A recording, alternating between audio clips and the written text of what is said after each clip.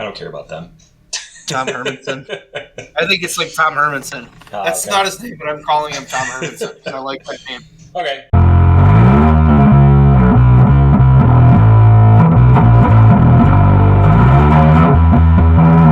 Hello, everybody, and welcome to the Wrestling Hour with the Brewd. I am, as always, Michael Cole. But I'm Michael Cole. You're Michael Cole. You threw me off. I'm not Michael Cole.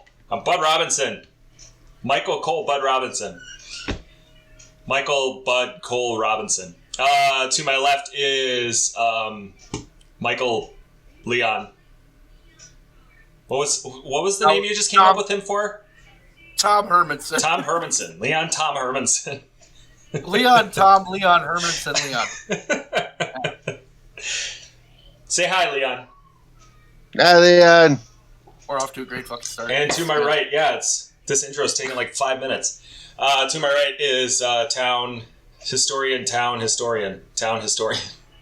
We're going by full names today. It's very formal. Say hi, Town. Mr. Dr. Uncle. PhD, DMD.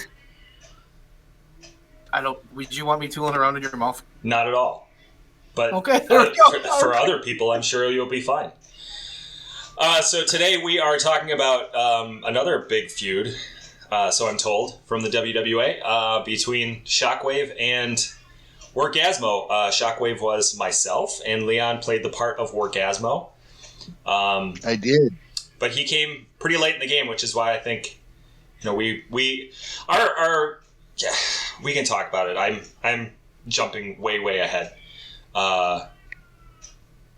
So you want me to ask my own questions? Slow. Let's take it slow and set the stage. Okay, let's do it.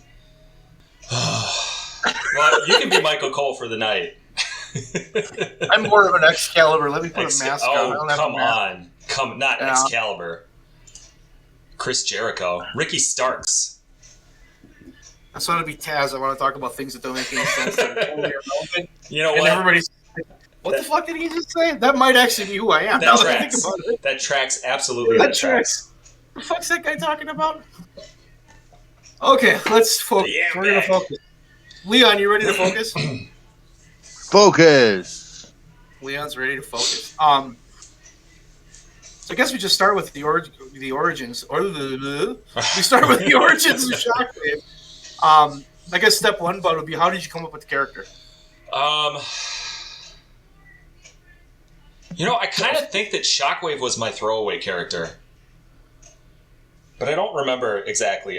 Shockwave, my first three characters were kind of just all sort of the same because I didn't know what to do, and I think Shockwave was pretty much the one I had the least amount of thought about. I think that's probably how I came up with the name. I remember in the basement when I won the belt the first time as hardcore. Mm-hmm.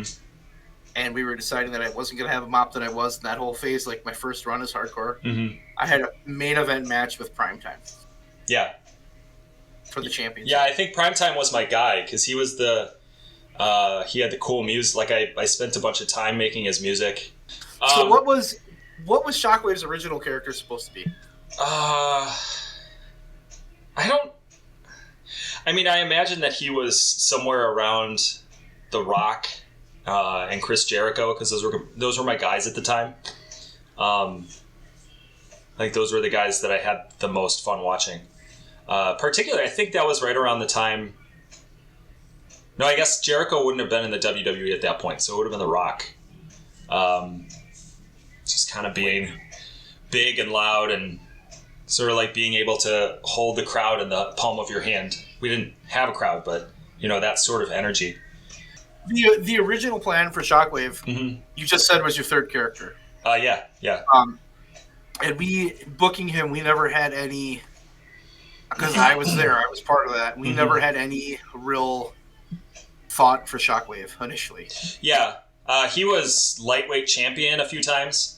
I distinctly remember once or twice was like, oh, you're going to win the... I don't even think I won it. He gave it to me. And I was like, no, I don't want it. And I went into the ring and I cut a promo and I was like, I don't want this garbage. I don't want this garbage title, and I threw it on the ground and I left. I fucking remember that. I remember. Mike was pissed, and then he gave it back to me, and I was like, fine, whatever. I don't want it, but I'll take it. So I know the next part says early days, but when did you make the switch to go from Primetime being your top guy to Shockwave? Do you remember that at all? Primetime.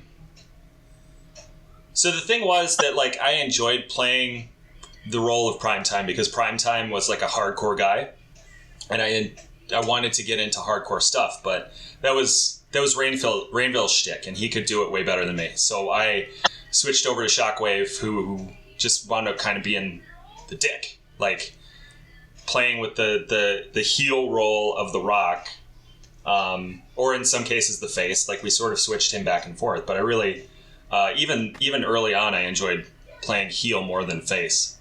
Yeah, It's way more fun. It is because like being a face, you have to follow rules, and not just like oh, you can't hit a guy in the nuts in the middle of a match. Like there are like certain rules that you have to follow as a face to be a face. Sort of like what we were talking about last week, where. So as we move forward, now is where I get to talk a little bit because I know this more than you do because I'm the historian, town historian. Yes. So the initial, I remember you switched off Primetime. Mm-hmm. We went to Shockwave, and there was never any plan for Shockwave or Chris Kanyon. Now Chris Kanyon ties a lot into this early stage because you guys kind of were. You guys are put together a lot, but you guys were literally in mid-card hell. Yeah. Yeah. You guys. So go ahead. You guys basically sat around and fought over the U.S. title, and you never. Not only did you not get a run with the belt, you never got a shot at the belt. The main event was literally myself and Rainville and our dear leader at the time. Yeah. Those are the only three people that ever fought for the main belt. Yeah. And you guys literally just lived in mid-card hell. But that was, to some, I was pissed to some degree because I was like, we're putting on these, what I thought were really good matches, were really fun matches, and I was like, okay. To be fair, it was probably more like I want my turn. It wasn't that I thought I was putting on good matches. It was like I want my turn with the belt. Like everybody's getting a turn. There's only 5 guys here. Just give me a turn.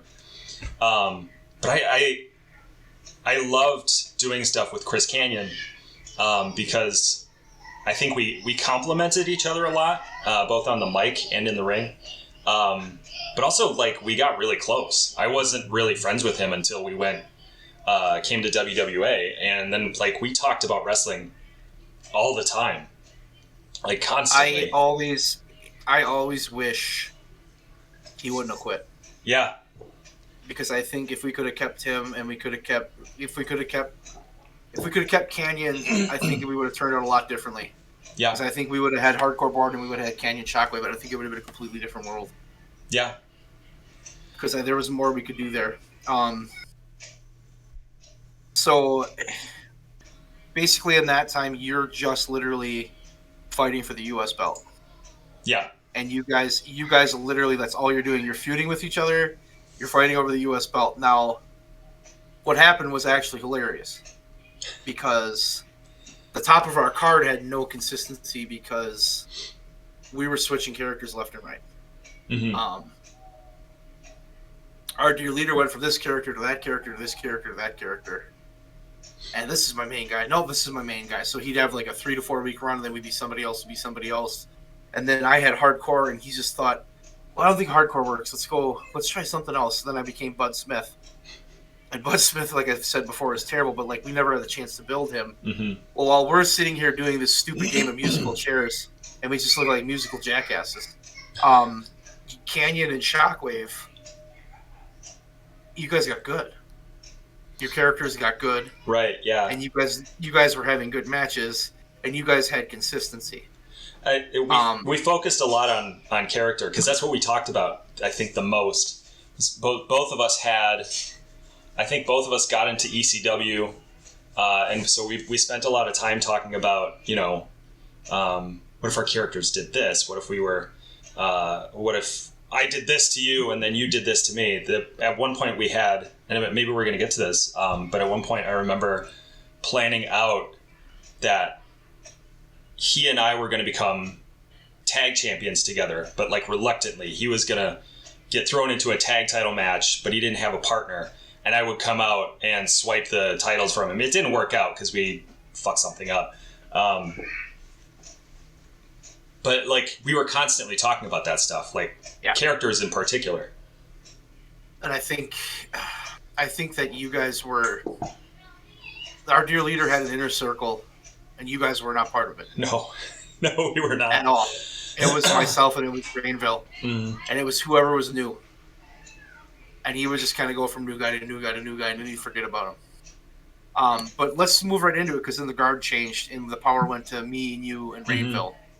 And then it kind of became clear that, okay, I remember having the conversation with you when we used to book in the notebook. And I just told you straight up, we gotta make you the champion. Because my characters suck. Scott Borden's character is just shit right now. We don't have anything else, and you and Canyon are the two guys, and we put you guys up. I think that's really that early stage of WWA when we kind of needed that consistency of like we need something solid.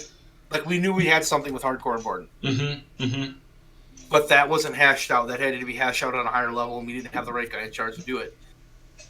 So the initial plan, and I told you straight up, was we're just going to go with Shockwave and Canyon because those are the two characters right now that are A, they're good, B, they're consistent, and C, they make sense. Yeah. So we just ran right into you guys. And you guys moved from mid-card, never sniffing, to suddenly you're the champion, and we're going to have you and Canyon main event against each other. Yeah.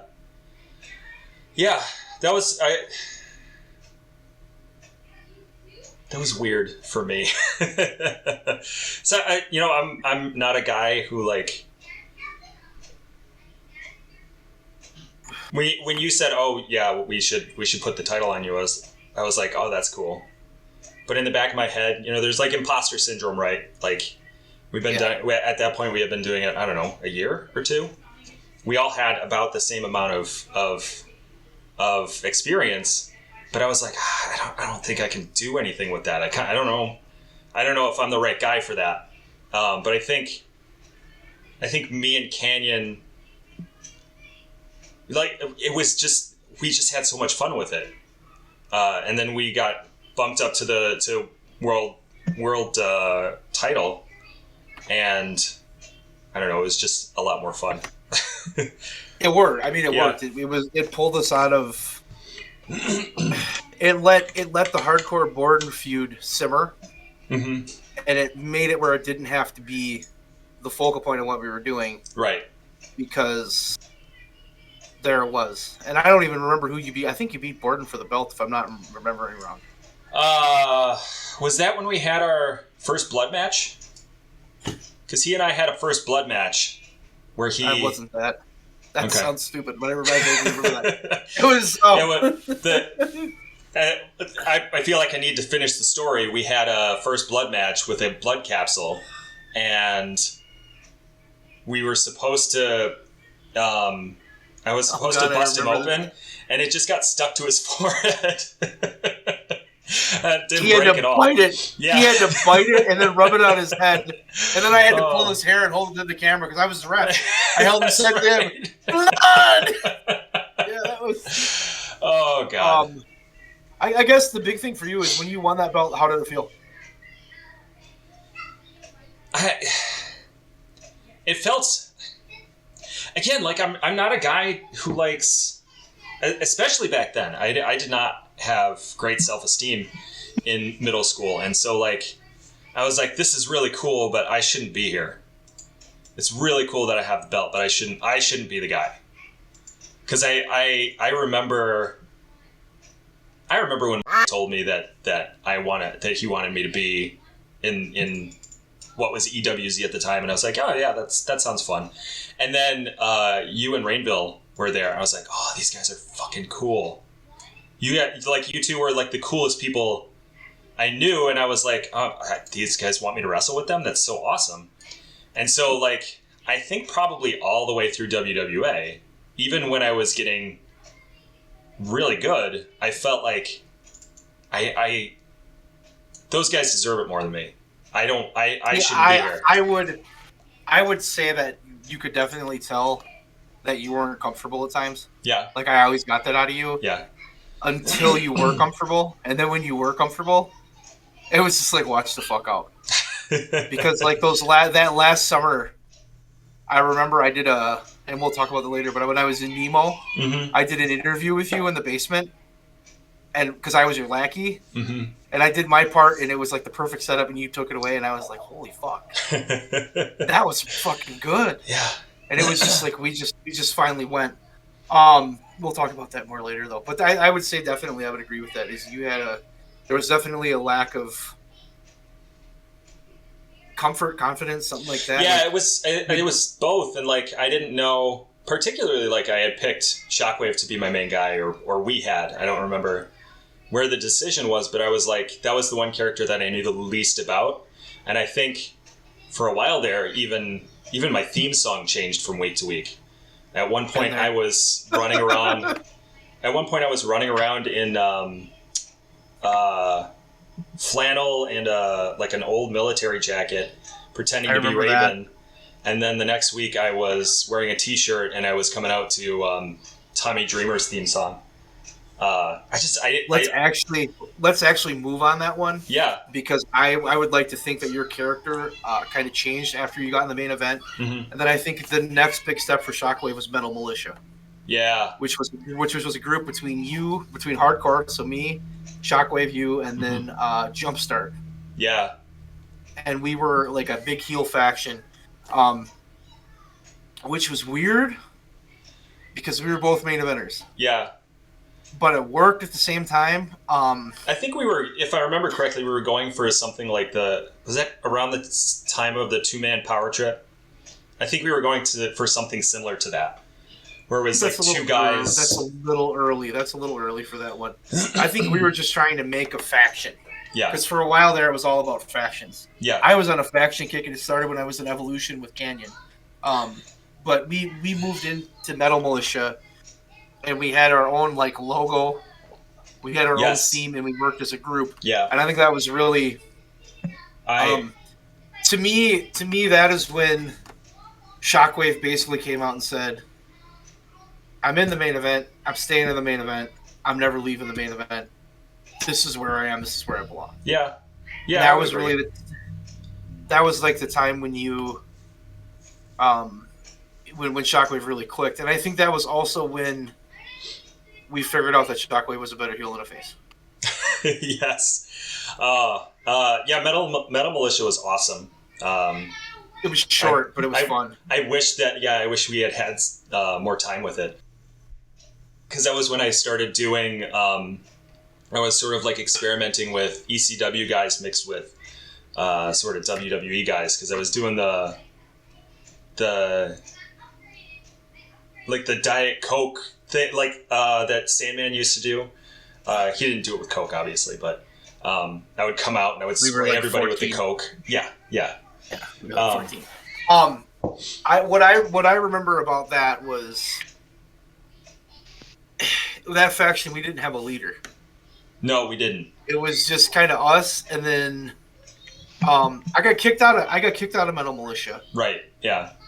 And then Scott Borden came in. Mm-hmm. And turned heel, and then he kicked you out of Metal Militia. And I don't know if you remember the way we set that angle up, because I kind of do. Because we had a long-term plan. We talked about this in the Hardcore Borden episode, but we had the plan of, because I remember talking to you, and we're like, we're going to go to WrestleFest, which was our WrestleMania, and it's going to be Hardcore and Borden in the main event.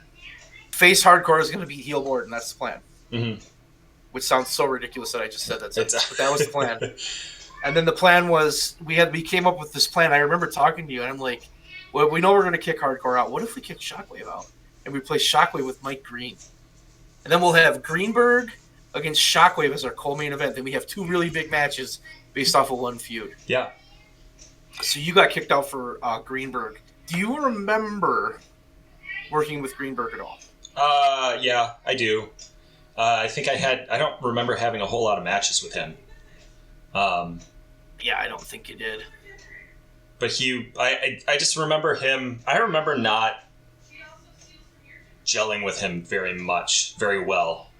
Because I think that it might have just been that he was green and I had a little bit more experience, or it might have just been that we didn't click. Like we didn't have that same chemistry that like you and I have, or any of the other five guys, or me and he was Canyon. The problem I always had with him, and I loved him to death. Yeah, and I still do. He's a great guy. He was the most unathletic human being I've ever been around. And it was just like, and he would bump though. Like he would bump and he wouldn't care. Like he'd be down for taking a bump, but like he just could not. He just fucking did not have like any athletic ability, and it was just mind-boggling.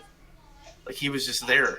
Yeah. And you could knock him over and do stuff, but like his offense was kind of and it was just like he's hard to work with. I loved him, and I love the fact that you could beat the crap out of him, and he'd just be like, okay, whatever. Yeah. But yeah, that When he had a pretty decent character too. Greenberg was hilarious. Mm-hmm. Great comedy character. So we came out of. This is where it gets super confusing because we came out of. I love us. Oh my god, we came out of WrestleFest, and we knew pretty quick we had to switch Hardcore and Borden. Mm-hmm. And we switched Shockwave too. Mm-hmm. Even though you weren't a part of, we weren't in Metal Militia anymore. Hardcore went with Greenberg actually because him and I, we were idiots together, and we had a really good chemistry being idiots. I don't even remember what we called ourselves. We were like, oh my god, we were stupid sophomores in high school. But we ran with Shockwave as a heel, and I think this is really that point where it became glaringly obvious that you were the number 3 guy. Mm-hmm. And you were the number 3 guy because you did not have anybody to feud with. Because we had 3 guys that were good and that were consistent, and we had Adam Jensen who wanted to be in a certain spot. Mm-hmm. And we had a bunch of people just coming in and out. Yeah. We had Turn the Page 99 in the basement where you were supposed to fight Sean Walker. Yeah. And that never happened. I know that one had you frustrated. I remember that. Yeah. And then we basically went on this run of the belt is ping-ponging between Hardcore and Borden. That is all it is doing. And Shockwave's there, and we're getting you. And it wasn't that we weren't putting you in main events, and it wasn't that we weren't trying to use you. It was just that we did not have a partner for you. Yeah. A dance partner. Yeah. Yeah. And then we decided we should turn Shockwave face. And we should make him a goofy-ish baby face. Now, I will take some credit for this because I remember what I told you. I was sitting there one day, and I remember just watching Bud Robinson and the Brewd. And I was like, dude, his funny character is so funny. Why don't we like put some of that into Shockwave and see if we can kind of hit on like a Mick Foley? Do you remember me telling you that? Maybe. Vaguely, like I remember starting to gear my character more towards Mick Foley, but yeah, I don't we remember had that where I went with that. Nowhere. That was the problem. So Hardcore and Borden, this was actually about the time that Wargazmo showed up, but we're just gonna have to overlap these. Yeah. You were a babyface. I lost the belt to Cage. Mm-hmm. You beat Cage. Mm-hmm. And you were this goofy ass fucking babyface. And it was just like not like it worked so well for Bud Robinson. Right. Yeah. And we're sitting here with Shockwave, and I'm like, oh, this fucking sucks. I must have blocked this out because I don't remember. I don't even remember was my the character idea. who I was. It was totally my idea. Like, it was my... Because I thought in my head, I'm like, we got Hardcore and Borden that are face. We have Wargazmo now. We have G-Shock. Like, we have some heels. And we also have some faces. But if we could get Shockwave to be face, We can give him this babyface run, and we can feed him G-Shock, and then we can feed him Wargazmo.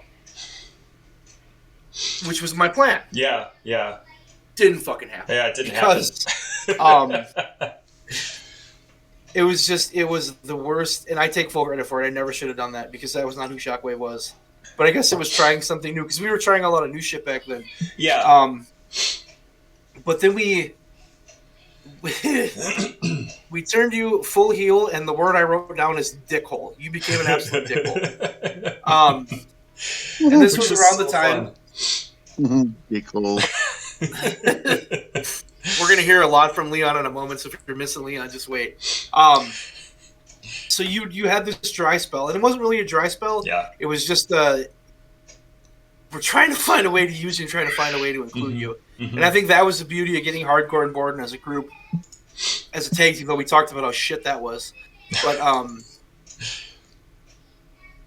we turned you heel, we turned you back into a dickhole. Mm-hmm. And you became an arrogant fucking heel. You became a cheaty, backstabby, underhanded heel. Yeah. And I remember the night that we had that 8-man tag where all the belts were on the line, which is by far one of my favorite booking things. I know I've said it before and I'll say it again. The performance of Shockwave that night as a dick heel, it was Kurt Angle-esque. Because we fought in that main event. We fought in that main event, and you got your ass kicked the whole time. Yeah.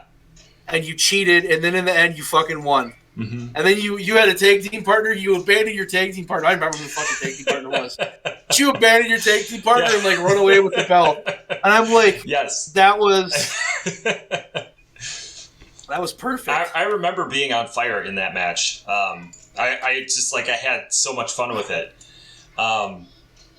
Because I got to just be an asshole.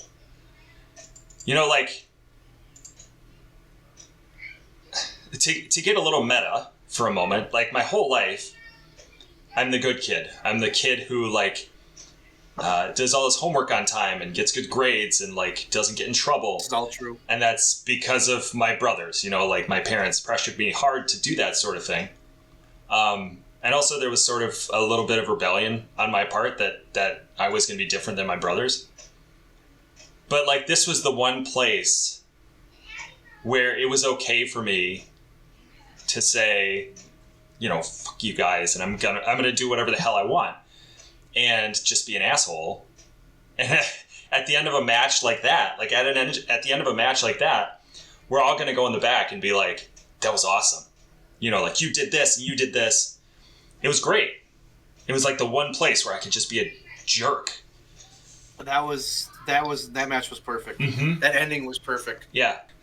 So at this point, we've got Shockwave, and we know what he is, and Shockwave has literally come into his own. Mm-hmm. The problem, it becomes clear again, though. You have a solid reign as champion. You lose the belt. And now we're back to square one of, okay, this belt's now ping-ponging between Hardcore and Borden. Yeah. And Shockwave doesn't have that dance partner. Right, yeah. And we're just, there's a lack of credible opponents because the reality is Shockwave is above everybody else on the roster except for Hardcore and Borden. We don't have that fourth pillar. Mm-hmm. Ooh, you like what I did there? That was good. Good, yeah. And then we move on to the second part of the story. Okay, so we were on the track team, Bud. You and I were. Yes, we were. And we threw the shot put. Yes, we did. And when I'm in the track practice throwing the shot put, I run into this super tall, lanky son of a bitch. Can't imagine who you're talking about. That just kind of has a passing interest in wrestling. And I start hanging out with him more and more and more and more. And that would be Leon. Hi, Leon. Hi. Welcome back. So, yeah, he hasn't talked for now. We're going to get a lot out of him, though. So, Leon and I, we formed a close friendship pretty quick in the track team, and we knew each other from Pop Warner and other stuff. So Leon knew who I was. I knew who Leon was. And as you may or may not know, Leon is really fucking tall. Yeah. So wrestling promoter town is ooh, tall guy. And we start talking about wrestling, and Leon liked wrestling, but Leon's wrestling Tom is was like, getting his Vince McMahon on. I was. We gotta push him. That's such good shit. I remember talking to you, Leon, about the wrestling because you knew about it, and you asked me about it a couple times, and I was like, was it something you would do? And Leon was like, well, I don't know, maybe. So I finally get him to come to a show. And it was hell on earth. It was in April, and it was outside. And Leon's there. And I'm like, we're going to get this guy. And it's going to be great because it's somebody new, and he's fucking tall. Mm-hmm. Okay? And the tall guy is really good. Like, the visuals of it are awesome. He's like a foot taller than everybody. Yeah. So he's a monster, right? Well, son of a bitch, if the show he doesn't come to, Rainville jumps in the air and fucking blacks out. I am still amazed that you came back after that. I don't know that I would have. So Leon, your decision to come back... That's happening again. I guess Leon came back. He did. Leon came back. To his credit. So Leon... Very happy. Leon, we're going to start talking about Wargazmo. Because that was the name of the character. So I guess, where did it come from? What was your idea behind it? What were you thinking? I recently seen the classic film Wargazmo by our buddies who did South Park, and I was like, that's kind of a cool word. And then started like, well, what if I made it violent sounding with war at the front? And then later on, like years and years later, I learned that wargasm is an actual term. Really? So it kind of worked out. Yeah. School me a little bit. I've never heard of this. What is it? This is fucking high level content. Etymology. Here you go. Etymology. I love it. Just the way I did it, the etymology was a blend of war and orgasm. It's a noun. Slang, derogatory, an intense excitement or pleasure derived from war or the thought of war. Well, if that doesn't describe Wargazmo, that's Leon in a nutshell. Over testosterone freaks who are just filled. And that, ladies and gentlemen, is our Google for the night. Google. What was your Leon? So Leon, you came in as Wargazmo. Mm-hmm. What was your idea for the character? Because all I remember is you had a hat, and it was stupid. He had a hat? What the hell did I wear? I wore like running pants. Yep. And I want to say like a black fucking black tank top and the fucking goofy ass giant. I guess it was kind of like an ICP type hat or some shit. One of those giant jester hats or whatever. Oh, yeah, I got the bucket hats. I got that from like Spencer's or whatever in the mall, and I'm like, I'm gonna use this for my wrestling character. I mean, and then I didn't wear the black running pants yet. I was wearing like black jean shorts for that one. Mm-hmm. Yeah, you were. I remember when we talk about like the goal of the character was super simple. You were coming in as an unstoppable monster. Mm-hmm. That was all we had. Here is the question I have for you. Just angry and aggressive and rah. Who was your first match? I don't know, but I remember that I thought I was fighting hardcore. Because I was in the ring yelling for hardcore. Then you're like, that's not who you fight. That's not who you're fighting right now. And I was like, oh. Your first match, you teamed with G-Shock. No. Did he team with G-Shock? No, he didn't team with G-Shock. So. You teamed with somebody. You had a tag team partner, and you fought the Brewd. The Brewd. You fought the Brewd. And the only thing he did was throw really sloppy-ass punches and throw us into the wall. Yep. Yeah. And me and Bud were like, what the fuck? I guess the reality of Wargazmo is this: the first 2-3 months of matches were absolute shit. And I think everybody knows that. It's true though. I mean, the matches were bad. You were tall. No, you were I'm big. saying your time frame is being awfully kind here. No, we'll talk about when it clicked because there was a moment where it clicked. You actually were a lackey for Hardcore when you came in because Hardcore brought you in. I don't know why you wanted to fight me, but I'm pretty sure I brought you in. I didn't know what was going on. I don't know. I don't know who I was supposed to be mad at. I don't know who my character was. I don't know who anybody else was. The initial Leon matches basically were go out here, beat this guy in 2 minutes, and try not to kill them. Because Leon was super stiff, super unsafe, and had no understanding of what the fuck he was doing. And to be honest with you, Leon, you could have got away with that and no one would have cared because you're 6'9". That's not what happened, though. Some other things happened. I just remember those early days with you. If I had to fight you, and I was the booker, and I still fought you, it was like one of those things where, like, what is this guy going to do to me today? That's going to fuck me. And I wasn't the only one because I know, Bud, you're thinking the same thing. Yeah. And Jensen always said the same thing. Because Jensen was like, that fucker always hurts me. And it's like, you're the nicest guy in the back. But in the ring, it was just like, kapow, holy fuck, he just hit me in the head for real.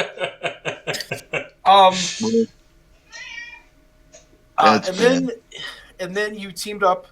We brought in G-Shock. And you and G-Shock became a team. And you guys kind of took over power of the WWA. And you started the feud with Hardcore and Brewd. I know we've talked about this before, but I think the night that kind of turned the corner for Wargazmo was the Nutshot match. Where we main evented, Why Can't We Be Friends? And between me and Rainbow, we hit you in the balls 406 times. And I remember after that match, but I'm pretty sure you ref that match. Yeah, I think so. Yeah. You were Mosh ref. Yeah. I think I laughed a good amount of time for the match. Well, what you did was you told me when I was in the corner once, you're like, you guys got to stop hitting him in the nuts. Yeah. Because it started, and then I'll be point blank with you. Rainville and I went out there, and I think we were pretty excited because we were doing something new with Hardcore and Brewd. And, like, G-Shock wasn't too bad to work with because he was small and you could do shit to him. Was he the best in the ring at that point? No, he was rough. And Wargazmo was big, so our plan really was when Wargazmo's in the ring, he's going to kick our ass. When G-Shock's in the ring, we're going to kick his ass. And then in the end, we're going to pull off the win because we were going to win the match, which made sense.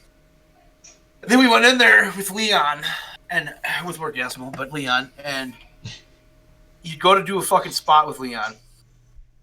And he'd hit you with something, you'd be laying there and you'd be getting ready for the next thing. And before you could even like prepare to get up, he's like hitting you in the back of the head or kicking you or doing something. Like it was like, oh, it's stiff as shit. Yeah. And we're just like, I just remember telling you, Leon, you got to fucking slow down, dude. You got to slow down. And there was because it was just like, you were so intense. It was like this Bill Goldberg level of intensity. And I remember I'm just sitting there and you're doing this shit and there's like, first of all, I can't defend myself. I can't set anything up and I can't do anything. So I'm sitting there like, and I'm down like on one knee and he's like just fucking wailing on me. I'm like, you motherfucker. So I hit him right in the nut and I didn't fake it. And I'm sure, Leon, you remember that. And then Rainville comes in the ring and Rainville's a spot guy. He likes spots. Like, that's his style. He likes spots. And he can't set any spots up with Leon at the time because it's just, boom, we're going full fucking speed. We don't understand how to slow down. And I can see Rainville literally getting frustrated. And all of a sudden, Rainville just walks over and pop, hits him right in the nuts. And it just never fucking stopped. I remember that we had that match and we got through it, and it was not pretty. Yeah. I think Borden pinned G-Shock is how we ended it. After I hit a move, you hit a move, we took Wargazmo out. And Leon, you must have got hit in the nuts like 30 times in that match. That's not an exaggeration. Do you remember getting hit in the nuts? I do not. Oh, that's good. Do you remember afterwards how frustrated you were? He was. Nope. Because what I remember is I walked to the side of my house, and he was over on my back porch with his head against the wall with his girlfriend talking to him. Because that's how upset you were. Mm-hmm. Do you remember that? I don't. No. You were. I remember that well because you talked to me. You're like, "What the fuck?" I'm like, "Dude, you just gotta slow down. You're going too fast. You're killing everybody.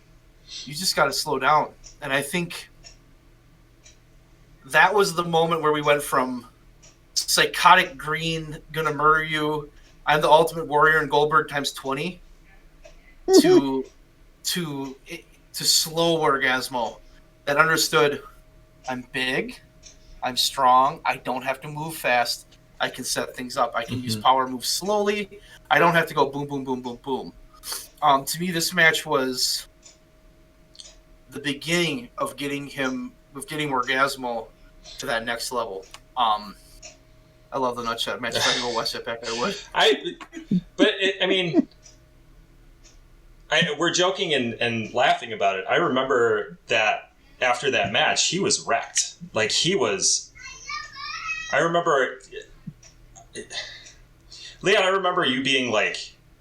It seemed like you were close to quitting because you thought that we didn't respect you or didn't think that you were good enough. And I think Town coming out and saying, you just got to slow down. Like talking, and literally the next week, it was like night and day. At that point, he became that Wargazmo that you're talking about, that knew how to knew better psychology of what it was to be a big man.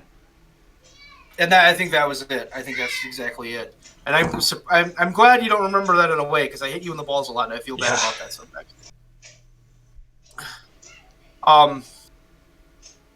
So right after that, and I don't remember how we got from A to B, we turned Wargazmo face. Don't know why. Because he started perhaps one of my favorite feuds that I'm so glad I get to talk about, of Wargazmo against Pain in the Bodyguard. Pain in the Bodyguard was myself and Rainville.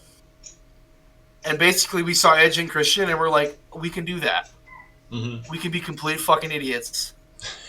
And we moved away from the Brewd at this point because Town was doing something, Bud was we split up. Yeah. Because we were trying to have singles run. So we didn't have a tag team, so fuck it, let's go with Pain in the Bodyguard. The way I'm remembering the start of this feud, and I could be completely fucking wrong, is you and G-Shock wanted to be champions again. And you had a match with Pain in the Bodyguard, and we cheated to win. And then we made fun of you, and you got pissed and chased us out, and then it was like, wait a minute, we got something here.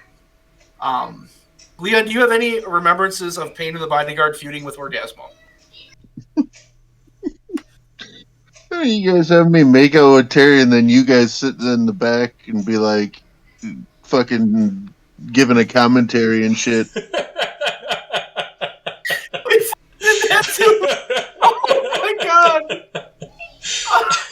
It was like fucking Beavis and Bud. We were like Beavis and Bud. Oh my god, dude! He's touching her back. Is he gonna touch her boob? No way! He's gonna touch it. Like, and I just remember. Forgotten that. I just remember fucking Wargazmo suddenly stops and turns around and looks at us, and we go, "Oh fuck!" And we just run away.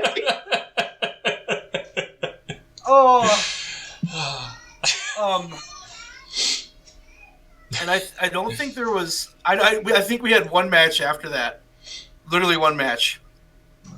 But it was like 7 weeks of us cutting promos or doing stupid shit to Wargazmo, and he never got his comeuppance. And then we had him fight us in the ring, and he fucking destroyed us. Yes, it was just like, boom, they're dead. But that to me, that feud put a little life into the Wargazmo character. Mm-hmm. it kind of because we finally had a direction for him, and I feel like he became more than just this tall guy. Yeah. Because he was just a tall guy. Leon, keep going. Like, what do you? Pain in the Bodyguard. Let's talk about it. Tell me a story. God, I'm trying to remember what else. That's the main one that sticks out from that. That one was I'm trying to pretty think funny. of what else you guys fucking did to me. We played Who Wants to Be a Millionaire once. Do you remember that? No, fuck. Yeah, we played Who Wants to Be a Millionaire, and one of the questions I asked him what was scarier, and one of the options was your girlfriend, and she got legitimately mad at me. Oh, like, yeah. Legit mad at me. I remember the matches that we had. The one match, I should say, that we had, and the way we were going with you, there was like this slow build, and it was like Wargazmo finally clicked, and it wasn't punch kick. It was suddenly. Did you start watching more wrestling back then, Leon, or what were you doing? I think that was probably when I was stealing your fucking whatever Raw game it was at that point. And I was just looking for fucking moves and shit. Because that was one thing I remember about this time frame is we got more moves. I wanted to do more different stuff rather than just punch, kick, clothesline, choke slam. Sloppy choke slam. Like there had to be more. I guess. But I had to find stuff that kind of like fit me and made sense for me to do. I remembered finding the what is it, the Queen Angelito stretch and being obsessed with that one. Did you ever do that one to anybody? Because I think they might die. I think I did it to Rainbow or Bud or both. Bud's still I think here. I did it to both. I'm doing the second Google of the night because I have no idea what that is.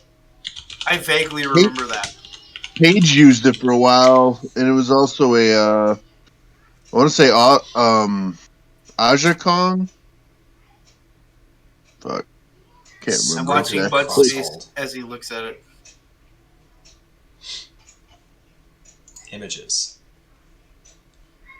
It's just a bunch of pictures like a of people. sharpshooter, and then the giver turns around and grabs the other person, like surfboards their arms back. Oh yeah, I think you did that to me.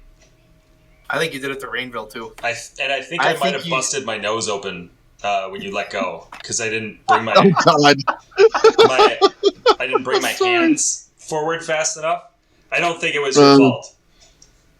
I probably just dropped you. Sounds like a Leon move. But we rode Pain of the Bodyguard, and Wargazmo was arguably our biggest face going into that fall.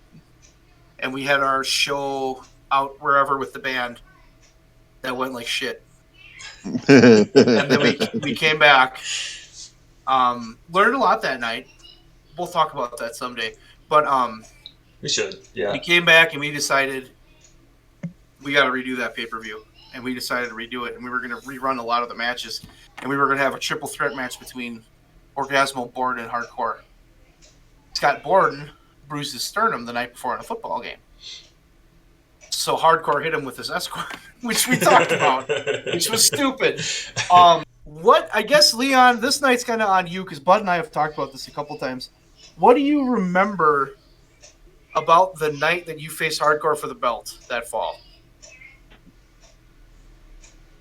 Posing afterwards. Got to pose. I remember you showed up, everybody showed up, and nobody knew what we were doing. And you and I had a conversation. What the fuck are we going to do?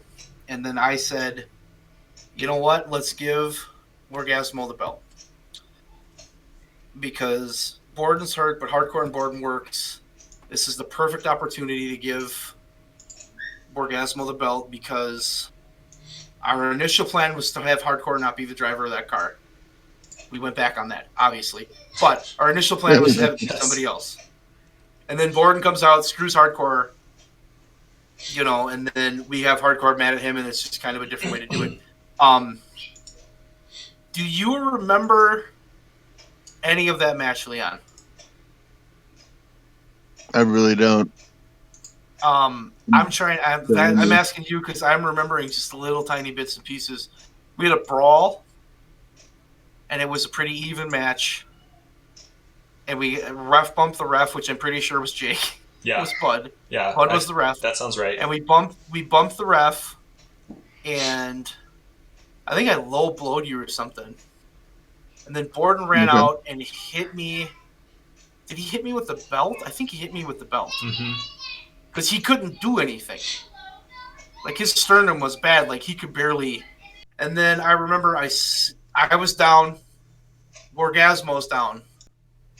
And we did the slow stand-up thing, except Wargazmo was up first waiting for the choke slam. And I fed right into a choke slam, and he pinned me in the middle of the ring. So my question to you is, Leon, what the hell did that feel like? Felt great. Just like, shit, these guys trust me now. It's kind of overwhelming in the moment. I just remember watching you pose with that thing, and I just remember how happy you were. And Bud and I talked about this before, how we got a little jaded to the belt because we had it a lot. And I guess we kind of forgot what that belt meant.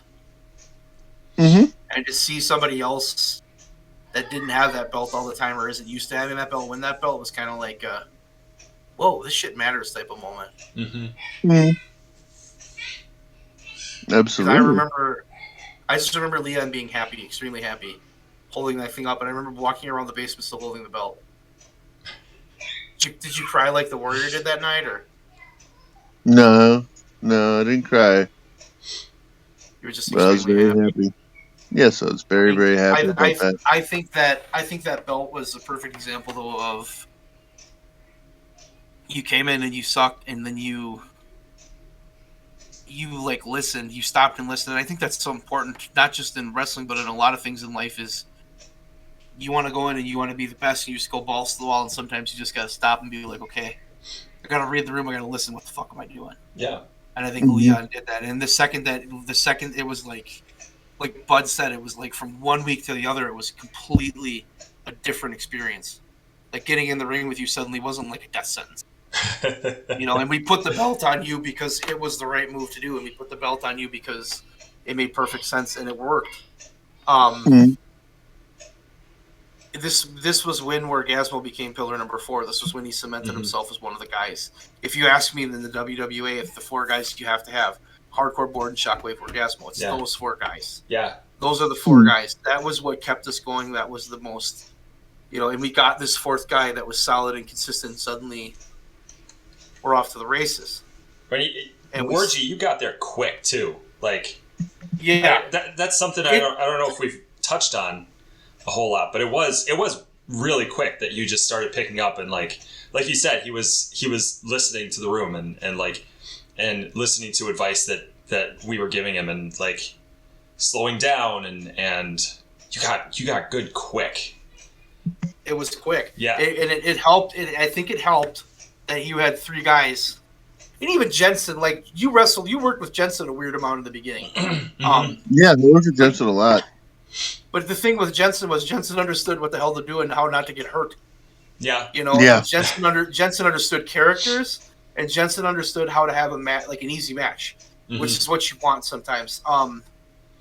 But we went from, and that wasn't even shit. You started in April, you won the belt in September. That's the turnaround. Yeah. That's how quick that was. I mean, that was just boom, boom. And to have, like I said, to work with guys that have been doing it for a while helped, but it was just that willingness to listen and kind of do the right thing. And that's one of those moments that I can just replay in my head. It's watching him pose with that belt, because it was like, I've had this belt at this point like 7 times, 7 times, whatever. Like, I know what it is. I know what it means.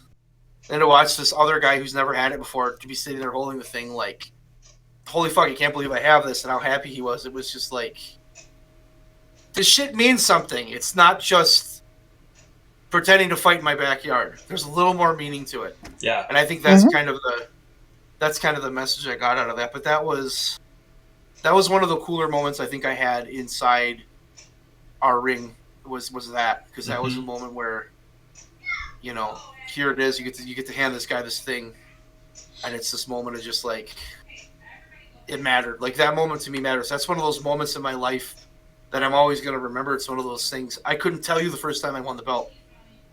I don't remember a thing about it. And I vaguely remember the first time you won the belt. I vaguely remember, but with Leon, it was just, it was so fucking perfect, and it was such a climb, and it was such a build, and it was such a, fuck, man, you earned this. Mm-hmm. Like, we should have chanted, you deserve it, because you did. I think that's what that title run was to me. Mm-hmm. And it made our lives a lot easier. This was about the point when we had Wargazmo make that ascent, where we kind of start linking Wargazmo and Shockwave together. Mm-hmm. And you guys started to cross paths for the first time. You initially were kind of still involved in the hardcore Borden thing, because everything kind of was. Well, everything kind of spun out from that. Yeah, it did. It did. So we went into the summer where hardcore and Borden switched sides. And that was a summer to me that was weird. It's more like a spring than a summer. But you were a heel, Bud. Mm-hmm. And Wargazmo was a face. But that summer to me, and you guys can take this any way you want to take this, you guys can turn this around and disagree with me. We had Hardcore, who we were pushing as our top face. We had Scott Borden, who we were pushing as our top heel. The reality of the situation is Shockwave was the better heel than Scott Borden, and Wargazmo was the better face than Hardcore. We had our guys at the top that we were running with 1 and 2, or 1 and 1 compared to the 2 and 2. We were miscast. Yeah. And there was a lot of slack that was picked up, because Hardcore is the most awkward fucking face in the history of the world. And Scott Borden as a heel was worse. I don't know how it's possible. I don't even remember it was worse. Any of the bits that he did as a heel. Was this you as pickled egg? Pickled eggs. Hardcore? Yeah. I know I've said this before, but I remember you. I think you started this while I was gone for like 2 or 3 months, and I came back and you were like, "I'm gonna start talking to you about pickled eggs." I was like, "What the fuck are you talking about?" It's okay, just run with it. And I remember we had it was a pretty good promo, but before that and after that, and still to this day, I'm like, what the fuck was that? Don't know. It was just so bizarre. I was rambling on a promo, and I started talking about pickle eggs, and I was like, fuck it, I'm running with it. Which is like most of our stuff, I think. What I remember about that summer is I remember Borden had Sarah, I think her name was, as his valet. I think that's right. And he was trying to be heel, she was trying to be heel. And he was teamed up with you and Will, your buddy Will, who was Coop. Commissioner Coop, which I never understood, but it was hilarious. And I'll tell you what I remember about booking Fuel back then was every fucking Fuel, you guys would do something nefarious, and then Wargazmo and G-Shock would come out, and they would kick your ass for a little bit, and then they would get beat up, and then Hardcore would come out and make the ultimate save. Yeah. That was, every show was the same. That's pretty much what it was. I don't know what the formula was, and I don't, but it was just so fucking bad. Yeah. But to me, that was when, again, just like Canyon and Shockwave, we were miscast. We weren't in the best spot. By that point, Hardcore and Board were made. Mm-hmm. We could do whatever the fuck we wanted because we were there. Yeah. And you guys weren't necessarily made when you were made. To me, this was when you two guys kind of picked it up. Yeah. Because even the matches that Hardcore and Borden had that summer, they were off because we were in the wrong role. Right. Hardcore working in a match with Borden getting heat on him doesn't work. Mm-hmm. So you guys stepped into that role of, we're going to start having some matches, and we're going to do this, and we're going to do that. And I got to say, while I'm on this subject, the other piece of Leon that changed after the Nutshot match was the introduction of more characters. Because he had one, and then all of a sudden he's Jeb, and all of a sudden he's the steroid version of Dwarfy.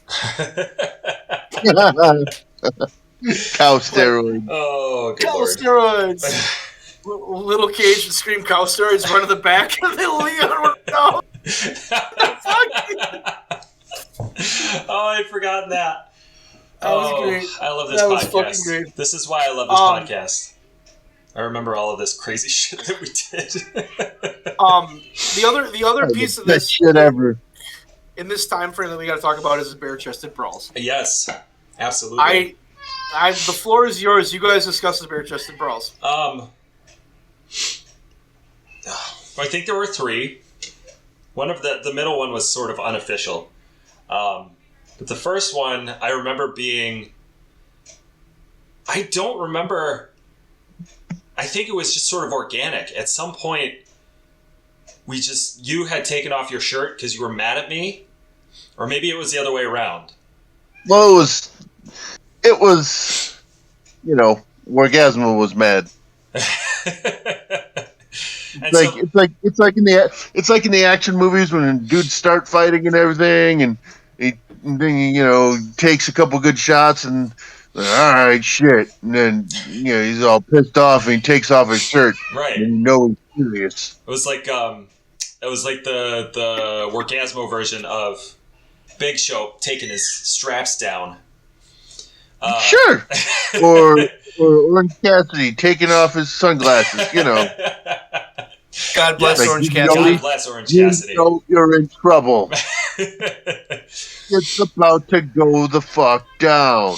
The reason I remember that first one was that we were trading blows, and I don't think that we weren't being super stiff with each other, but we were being more stiff with each other than we were. I always pulled my punches, but I think in that match I did not pull my punches, at least not as much. Yeah, we got a little snugger. Yeah. But adrenaline was all jazzed up, and hey, let's go. But It was nothing we planned. It was nothing talked about. It was just. It was part of that time where we could any of our characters, especially me. I feel like I was very guilty of this, where it could just be a nothing opening match and trying to turn it into a fucking 25-minute classic, and yeah. yeah, that's kind of what this was. Yeah. But it worked. Beat the shit out of each other for a while. Yeah.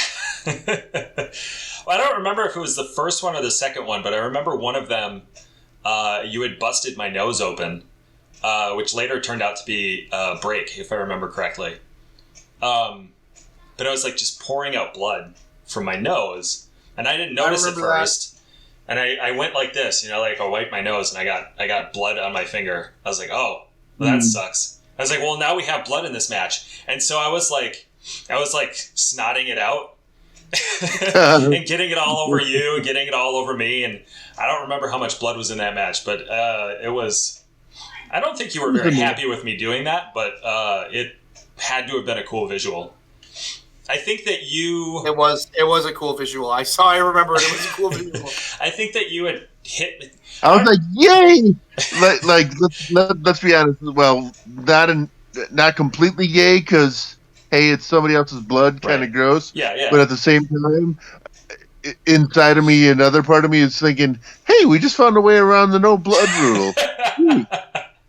Yeah, and I remember after that, my nose broke open like every other match, which now makes sense. But I remember that phase. That was also around the time where, Bud, you wanted to blade. Did I? You convinced me that you should blade. You're like, I can do it. Just let me blade. I'm like, you are not fucking blading. There's no way I'm doing that. And you were like, no, Tom. I take a razor. I just cut right here on my hairline. Like, no, you're not fucking doing that. You'll cut a fucking arm and die in my backyard. Yeah, you know what? You're right. And the irony of that is that I think the next summer you bladed. I never bladed. You didn't? I did. I made No. fake blood and dumped it on my head. I never bladed. I thought you bladed during the was our last summer? You each went behind the tree. We did. You're right. We had a They had fake blood bottle back there. filled with fake blood. I went back, did it. Rainville went back and did it, and then Jensen, who was the referee, did it. We were all fucking busting. Yeah. We worked them. We worked Bud. Yeah, you did. moving this conversation forward, we're at a point where we're in those last summers, and we made a couple of changes. We turned Wargazmo essentially into the Undertaker. Yeah. Which was cool. I don't know who the fuck thought of that. Did I do that, Leon, or was that your idea? It was kind of your idea. It was one of those AIM conversations.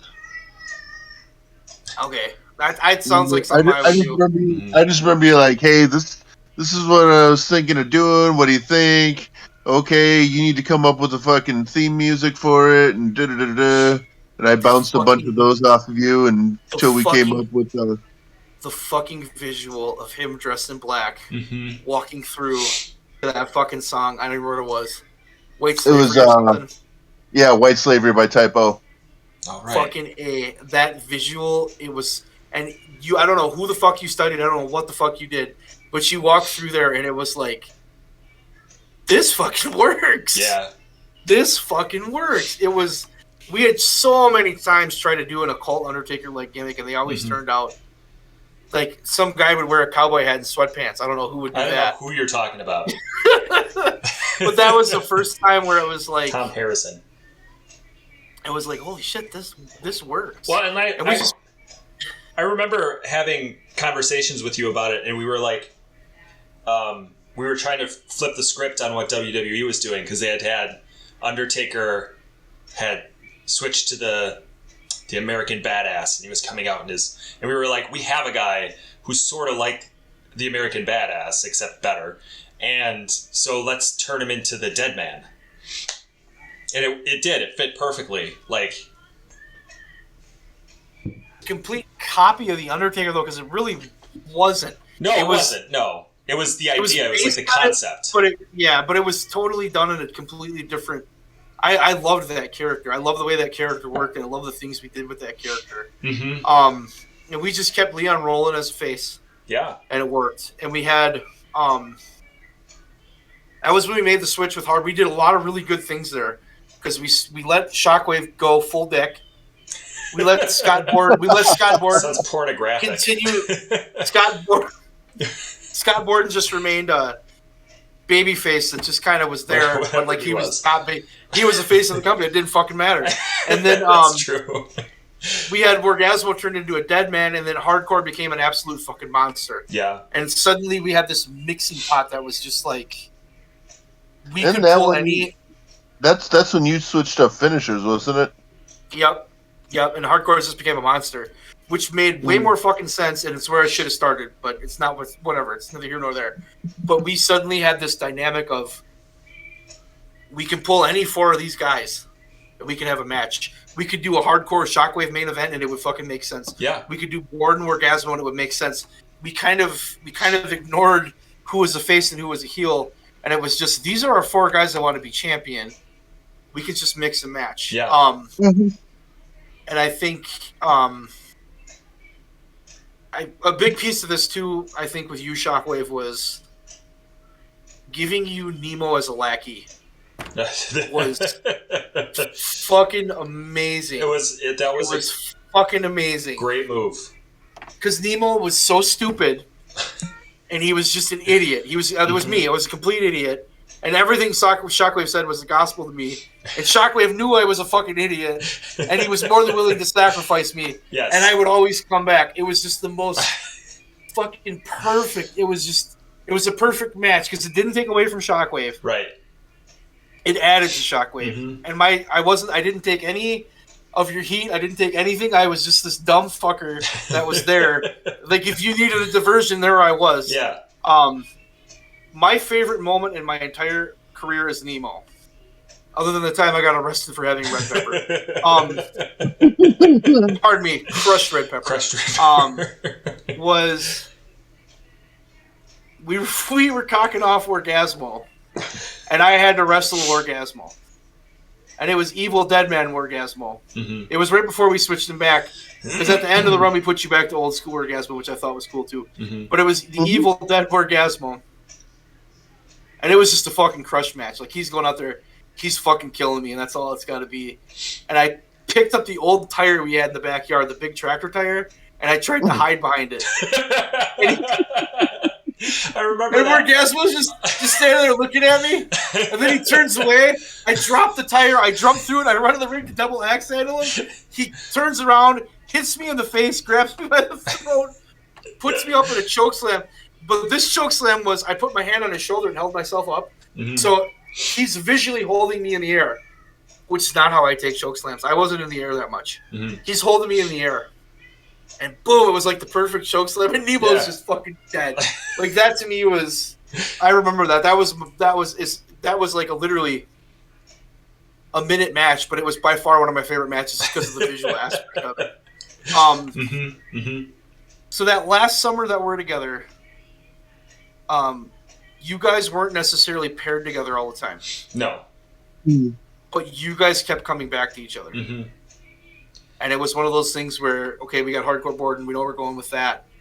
What's the next thing we're going to do? Well, it's obviously Shockwave and Wargazmo. Yeah. And you guys, in the process of those last 2 summers, you built a really good feud. You guys had some really good matches. Mm-hmm. I remember the 4-way Highway to Hell match we did with the 3 of us and Scott Borden, and that thing was a fucking masterpiece. Yeah. Like, we knew how to work. We knew how to have a match, and it was like, what I remember about that match was we each had our role, mm-hmm. and we each understood our role very, very well. Mm-hmm. And it was like you had Scott Borden, who was like the John Cena Never Say Die babyface. You had the monster heel in Hardcore. You had the unstoppable face in Wargazmo, and then you had Shockwave, who's that fucker's going to win this match because he's going to do something cheaty. And that's exactly what happened. Yeah. You know, that's exactly what happened. But it was just like this perfect mix and match. And Wargazmo feuded with Hardcore. It was Monster versus Unstoppable Force. I remember that, and that was a good feud. I had fun, actually, with those matches because we beat the shit out of each other. We were stiff, but we weren't, like, unsafe stiff like he used to be. It was like... Nice and smooth. We beat the shit out of each other. That was when I knew if I had a Hardcore Wargazmo match, we were going to beat the shit out of each other.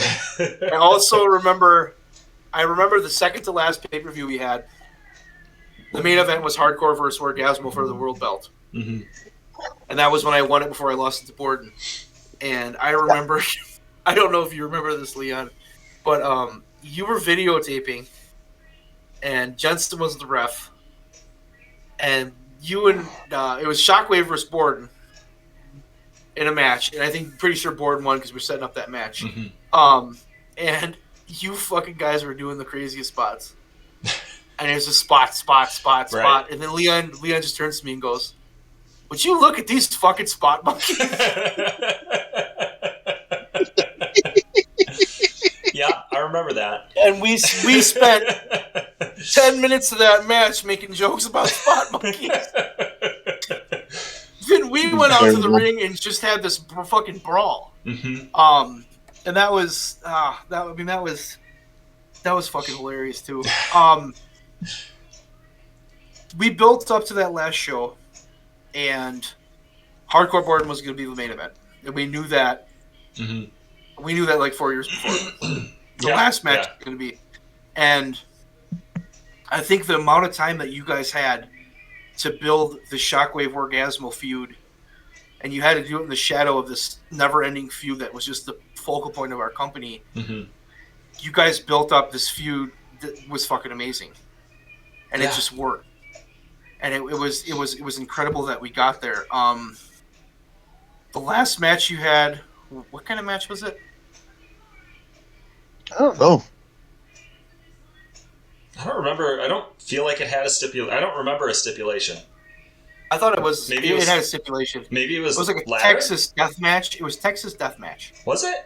or something like that, where you had Okay. you got a pin, and then after the pin you had to answer a standing 10 count. Yeah, If you didn't answer the standing 10 count, you lost. that sounds right. And it confused. Jensen was a referee, and was like, he counted the 3 on and looked at you guys like, "Let's That's fuck right.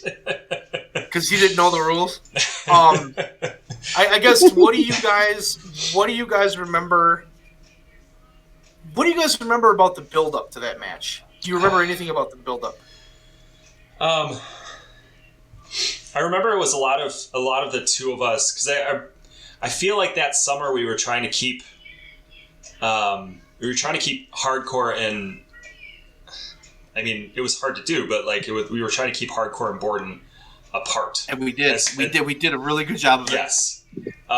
But we were sort of doing the opposite with Wargazmo and Shockwave. Like they kept coming back to each other, and I just felt like every match that we had, you know, like I said this about with Chris Canyon. I had got Chris Canyon. All of the matches that I had with him were fun because we were just back and forth. We knew each other. We were constantly talking about it. And then I had this dry spell where I didn't have anybody to fight with on a weekly basis. And that was fun in a different way. But then once I got Wargazmo, it was fun again. And that last summer was just a blast. And to be honest with you, I don't remember a lot of the matches. I just remember having a hell of a lot of fun. I remember putting the U.S. belt on you. That sounds right. That last match was for the U.S. belt, and I think that's the only time Wargazmo ever won it. Mm-hmm. What do you remember about the actual match, Leon? Nothing. I think it was pretty much the agreement that we're just going to go out there and do another brawl. Mm-hmm. It was Try to good. leave it all out there at the end. I remember And two things about. And a hug afterwards. I remember two things about that match. I remember in my head thinking about. There was a lot of emotions, I think, that day for everybody. Mm-hmm. But at that point, I was thinking, okay, what the fuck are me and Rainville going to do? Because we've done this a million times, and I want this one to be different and better. And then I remember watching your guys' match, and you told the story, and it was a really good fucking story. And then at the end, when Wargazmo hits those 3 choke slams, I can't remember the ending. You hit 3 consecutive choke slams, Right. got the pin, and then you couldn't answer the 10 count. And I remember, like, holy fuck, that was good. And then at the end, Bud, you handed him the belt, like you were going to be a good guy, then you cracked him in the face with it. Yeah. Yeah. And I was like, that's a perfect fucking ending. That's a perfect send off for Shockwave. Yeah. I mean, we're running late on time here, but Yeah. legacy. Let's talk about the legacy. What do you think the legacy of Shockwave Wargazmo was, Bud? For me, it was the thing that, like,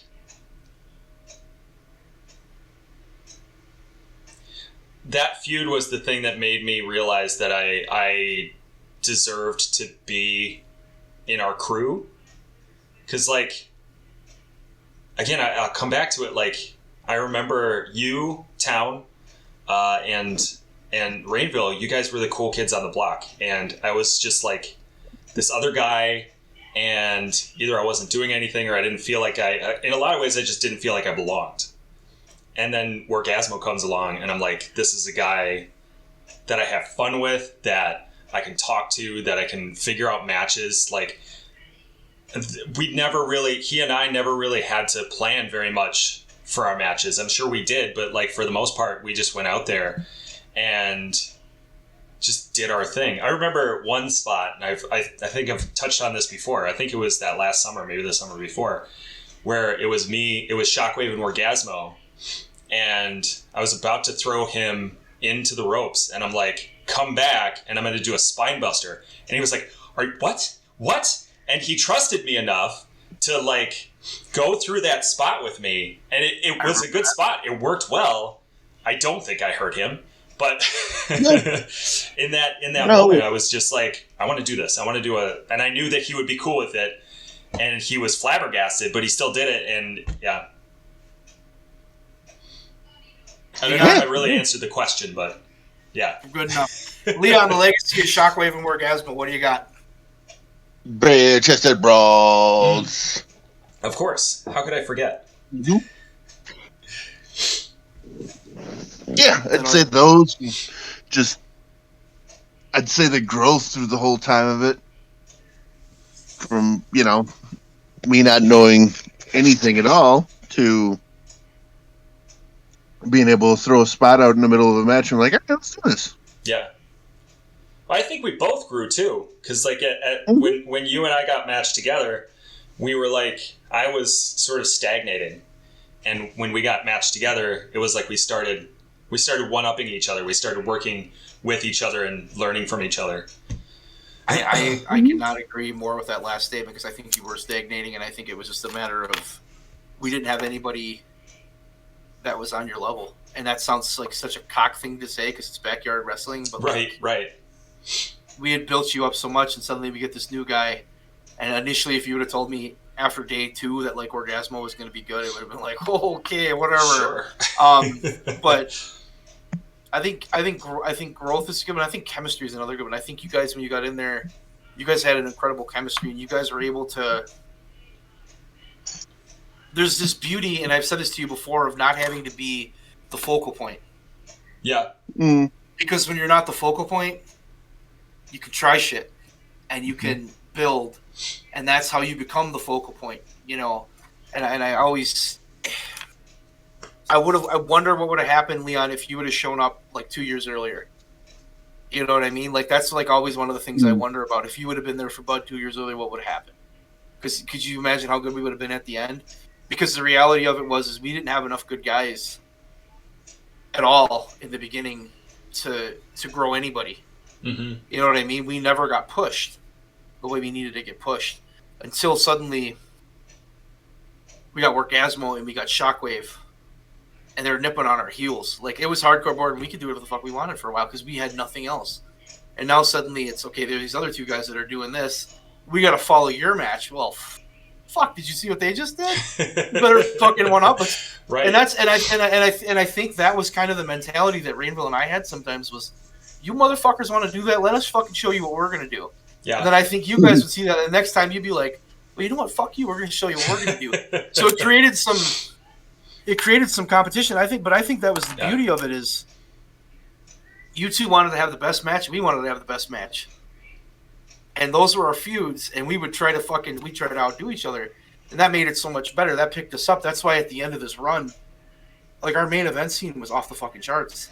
Yeah. And that mentality went to everything. If I'm working with Bud, I want to have a better match than Borden and Wargazmo. And if I'm working with Wargazmo, I want to beat the Spot Monkey match.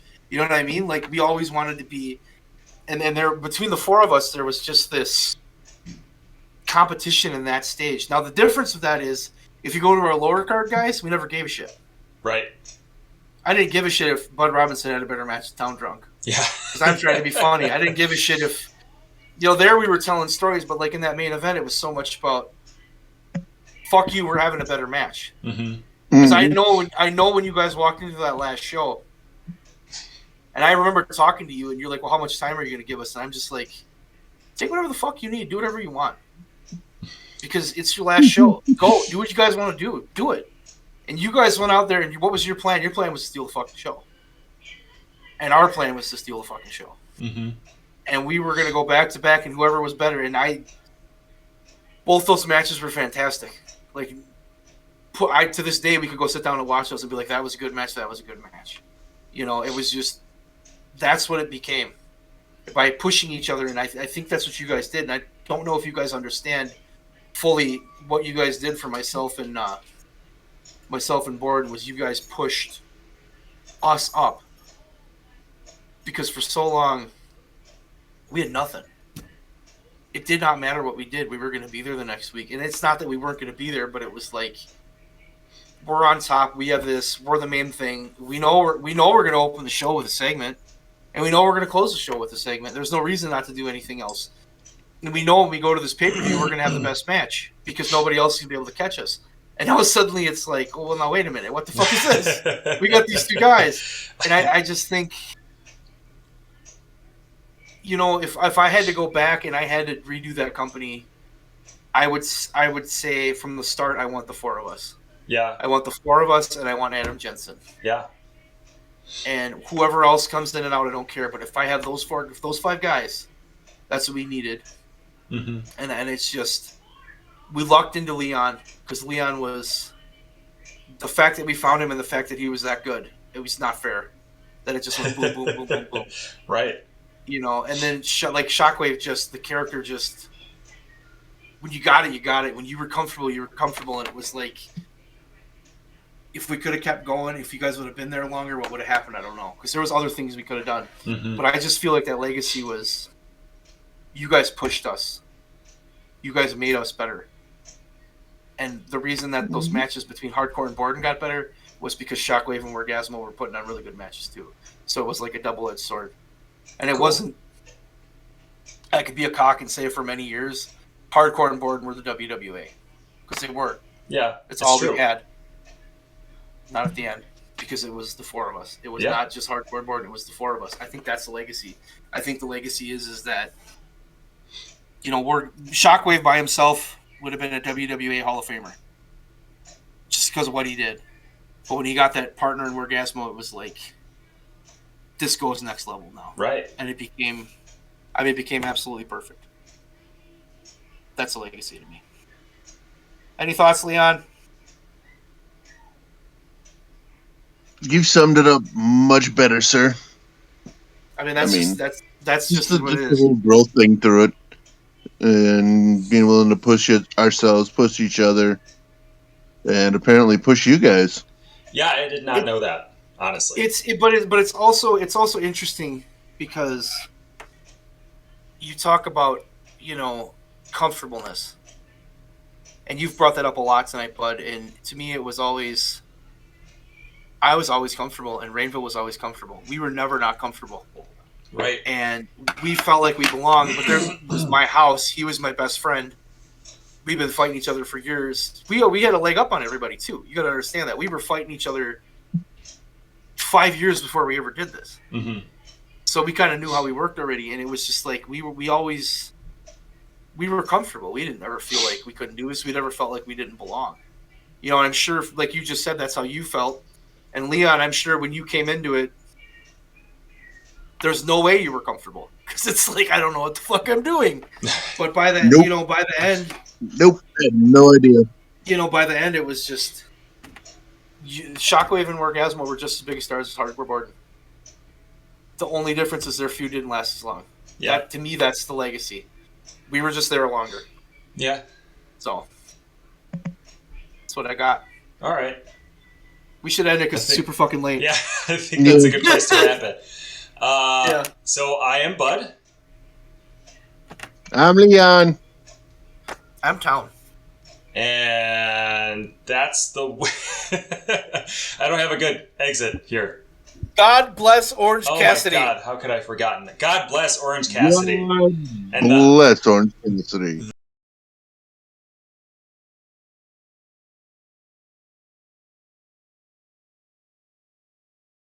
that was me. That was not. I think we're all going to be dicks tonight. It kind of seems like it. But that was an awesome theme song, but we're not talking about prime time. We probably never will. No, probably not. I'm going to sneeze.